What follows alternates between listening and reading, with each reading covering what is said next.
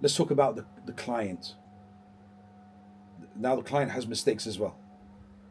What's wrong with me? How long has it been there? Who done it? Okay, somebody made a comment. What does it mean when somebody does a devil sign? Now a raqi should be careful how he answers that question.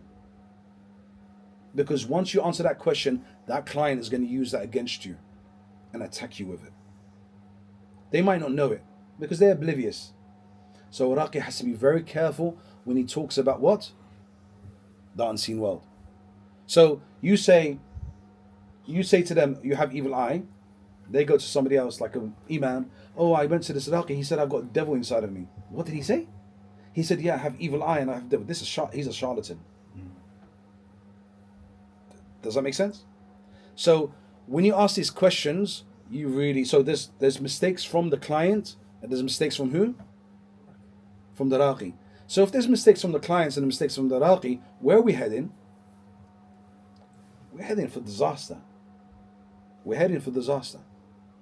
So the prime example you gave us, mashallah, jazakallah khair for volunteering and speaking up, that he said, common sense, I'm not going to be naive. If he says to me 5 sessions, I'll do the 5 sessions, and I know that I wasn't going to get shifa, but I accept the fact that shifa is from Allah.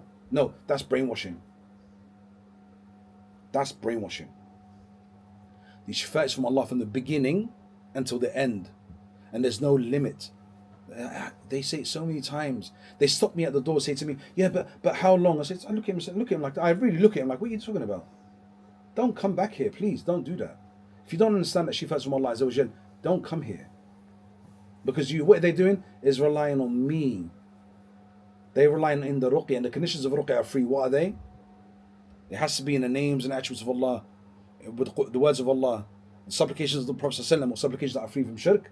And it must be in a language that's understood, and it must believe, this is the important part that everyone struggles with, they must believe that ruqyah doesn't have an effect in itself, but only by the effect of Allah subhanahu wa ta'ala.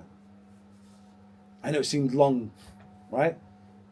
But this is called reliance on Allah. You rely. And this is where ruqyah, you're not allowed to ask for ruqyah if you don't have this belief. You're not from the 70,000 if you don't have this belief. If you have belief that the shifa is from Allah, you're still counted as from the 70,000. That's what some scholars say. So your belief, and everyone doesn't like this part, your belief is important, your aqeedah is important. Aqeedah is the most important. It's what's inside the heart.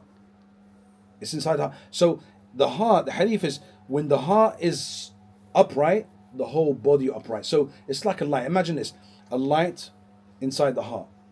And that light needs to glow ever so slightly, ever so slightly, ever so slightly, until nothing can come near it.